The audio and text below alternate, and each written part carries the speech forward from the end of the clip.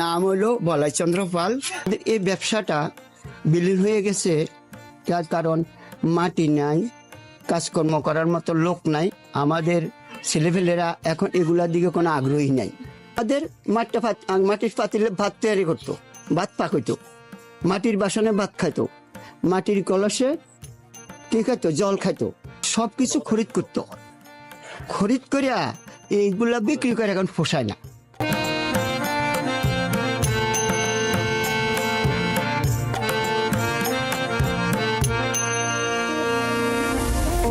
আমার নাম মিতারানী দে।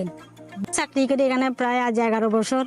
11 বছর চাকরি করার পর আমি ভালোই কাজ করি এবং ভালোই আমার বেতন হলো 8 থেকে 9,000 টাকা বেতন। এই বেতন দিয়ে আমার 2 ছেলে লেখাপড়া করাই, মানে সংসারে যা খরচ পাতে আমি এটিতে সুন্দর চলতে পারি। আমার ছেলেদেরকে আমি লেখাপড়ার সাহায্য করতে পারি। সকাল 9টা থেকে বিকাল 4-5টা পর্যন্ত। ধরনের কাজ আছে না, আমি যেটা কাজ করি এটা আমি বলতে পারি। এখানে তো 3000 আইটেমের কাজ চলে, মানে এক একজনের এক এক রকম কাজ করি। না আমি কাজ করি দধির বাটি তৈরি, মানে পুতুল ধরিয়া, মানে ইত্যাদি ইত্যাদি অনেক কিছু বানানো হয়। এখানে আমরা মাটি মনে করি আমরা পাত্র থেকে মাটি কিনে আনা হয়, কিনে আনার পরে এটা আমরা ভিজানোর পরে এটা মেশিনে দিয়ে আমরা গুঁড়া করি। গুঁড়া করার পরে এটা আমরা নিয়ে বাটি, কাপ, দধির বাটি, ফুলের টপ, পুতুল, মানে যা আইটেম আছে সব আমরা তৈরি করি। আমরা আরো চাহিদা বেশি বিক্রি হয়, দেশে বিদেশে আমরা দিতে পারি।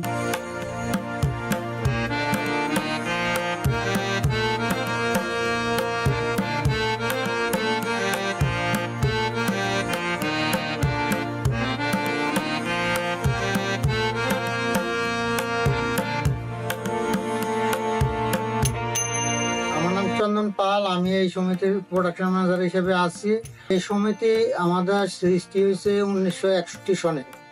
কোনো মাল ওই যে ভিতরে চিরামি কালার করে দিলে ওইটাতে আমাদের মালটা দেশে বাইরে চাহিদা ছিল বেশি।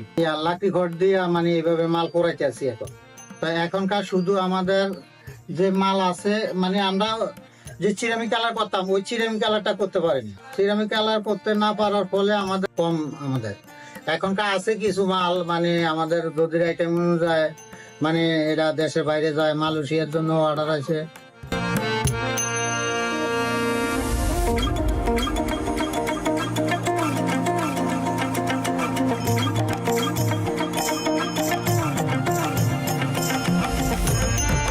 যে মালগুলা এগুলো আমাদের হইলো মানে শোপিস আগে আমরা অনেক বানাইতাম।